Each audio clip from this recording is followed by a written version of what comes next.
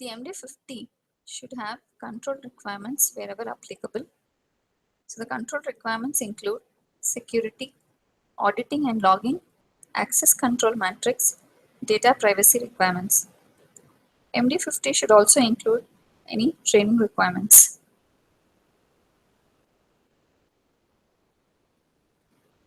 Requirements for invoking or triggering solution components. MD50 should also include the requirements for invoking or triggering the solution components. Whether the solution component will be triggered manually, automatic, or scheduled. If scheduled, what is the frequency?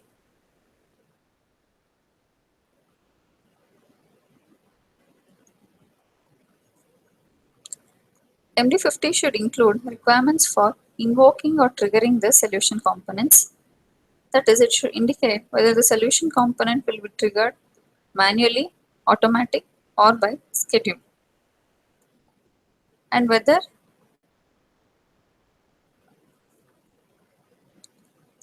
and the frequency of triggering and the method of triggering, whether it will be batch or event based, and any job schedule and any job scheduling requirements. So MD50 should also include performance requirements, data conversion requirements if applicable, key prerequisites, dependencies and assumptions.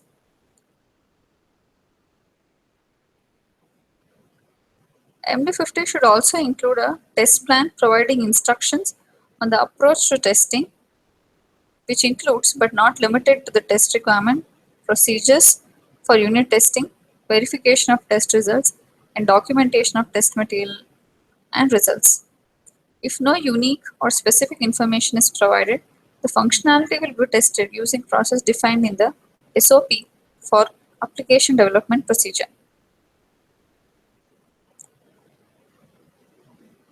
Coming to the process for application design. So far we saw process for application requirements.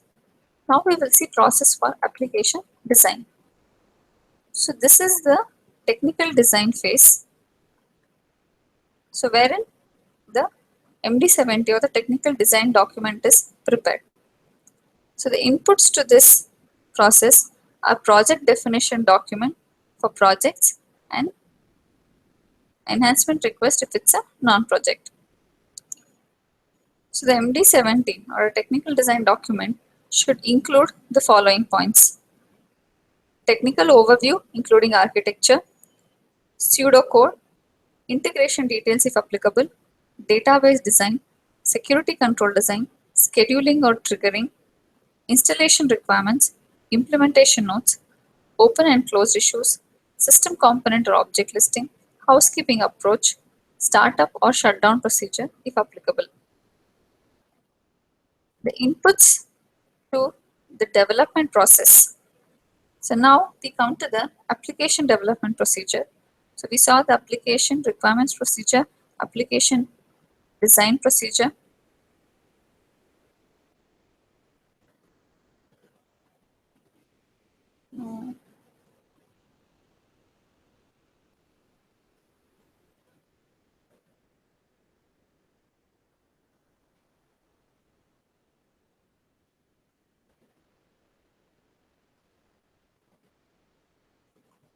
Now coming to the application development procedure. So development, to start the development process, the inputs are the MD50 should be completed with all the requirements and solution design. The MD70 should be completed with a technical design, and then development guidelines should be available wherever applicable. Then to start the development, we need setting up the access to various environments and then the development components. To start the development, access to various environments has to be set up, and then we can start building the components. As part of development process comes the unit testing, so for which a unit test document has to be prepared. For which a unit test plan document has to be prepared. So the unit test scenarios are described in the unit test plan document. The test plan provides specific and detailed instructions on the approach to testing, which includes but not limited to test requirements, test plans, procedures for unit testing, verification of test results, and documentation of test material and results. The unit test plan document should include the following: application name, module name, technical analyst's name, tester's name, description of test case, test data used, expected and actual result, error encountered if any, location of source code in the version control software if applicable. So the development process is prepare development environment, execute unit test cases, create or update user manual. Coming to the application testing procedure. So once the application development procedure is finished, then comes application testing procedure. So the inputs to this are MD50 is completed and approved. The inputs to this procedure are approved and completed MD50, approved and completed MD70, and user manual if applicable. Now in application testing procedure, system integration testing is one part which may or may not be applicable for all projects. So for system integration testing, you have to develop a SIT test plan.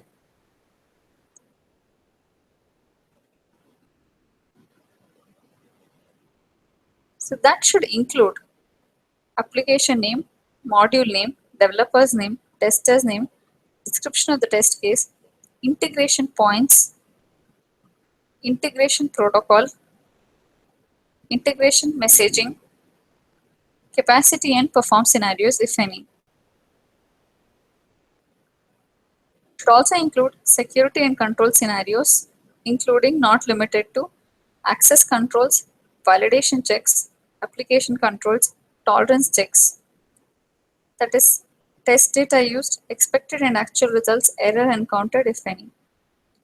Execute the SIT and input test results and sign off SIT. Then comes the UAT or user acceptance testing after SIT sign off. So for this phase to execute properly, the prerequisite is a UAT plan has to be created.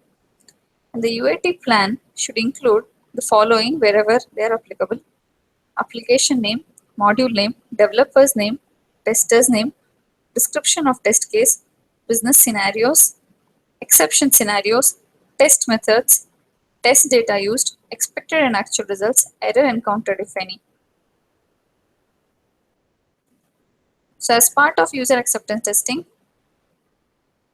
users are expected to execute the UAT and input the test results and sign off UAT for release to production.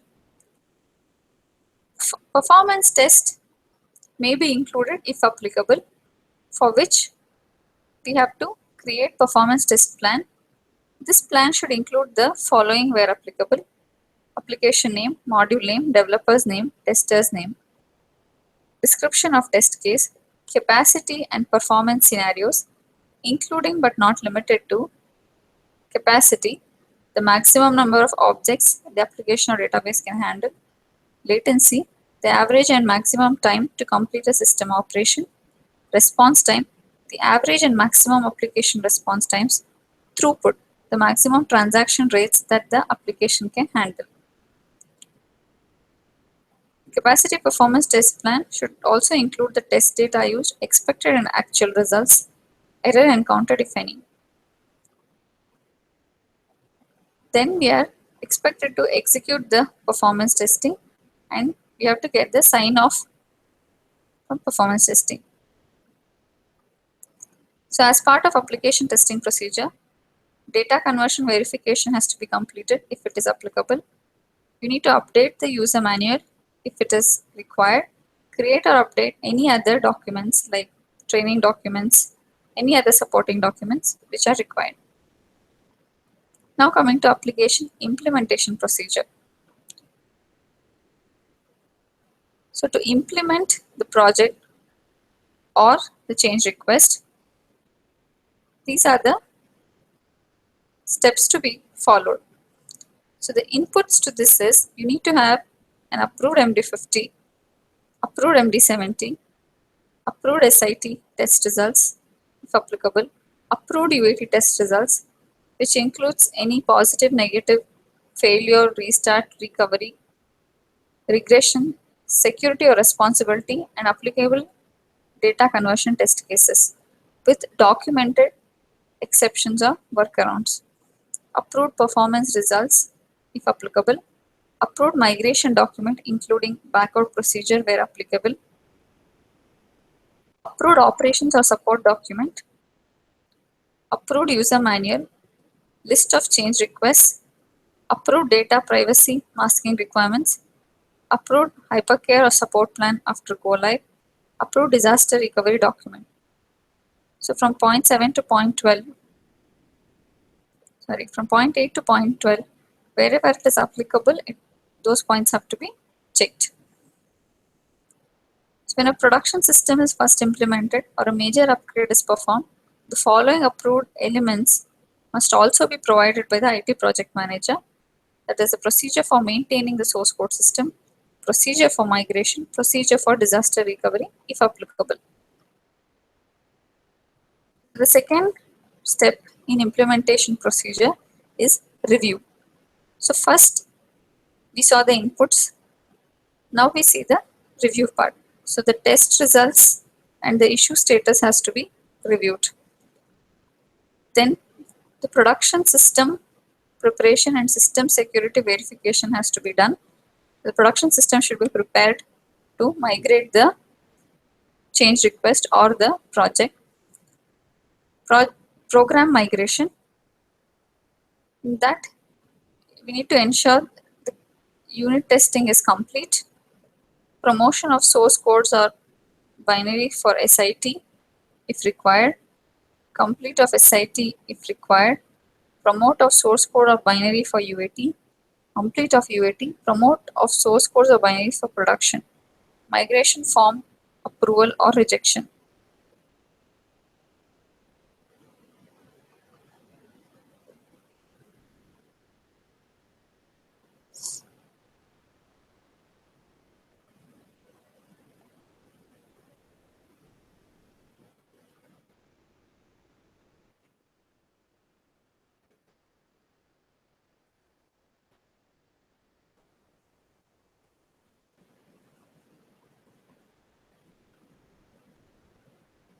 Fourth one is a program migration, which ensures that all the steps like unit testing is completed and the source code is promoted to the SIT environment if applied. Then completion. Program migration ensures that the unit testing is completed and the promotion of source code is done to SIT if required. If required, the SIT is completed and then from there the source code is promoted to UAT and complete of UAT and promote of source code or binaries for production. So for this, the migration form approval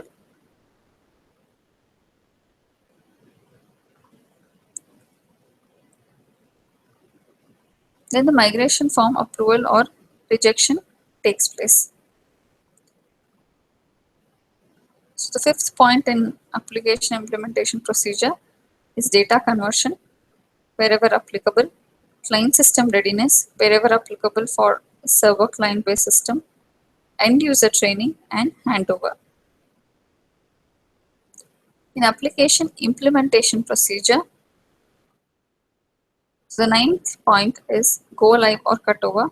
That is, define a go live plan and a cutover plan. The 10th point is parallel and pilot run activities where applicable. Verify that the data is accurate if data migration is applicable. This is done by running the critical reports or output as identified by users and comparing the data with the old system. All critical and major issues raised during the parallel run are resolved. The system performance is within the acceptable level as defined in the requirement specification. Live system and closing project define go live plan. The 12th point is the post implementation review. With this, we come to the end of this SDLC life cycle. Thank you.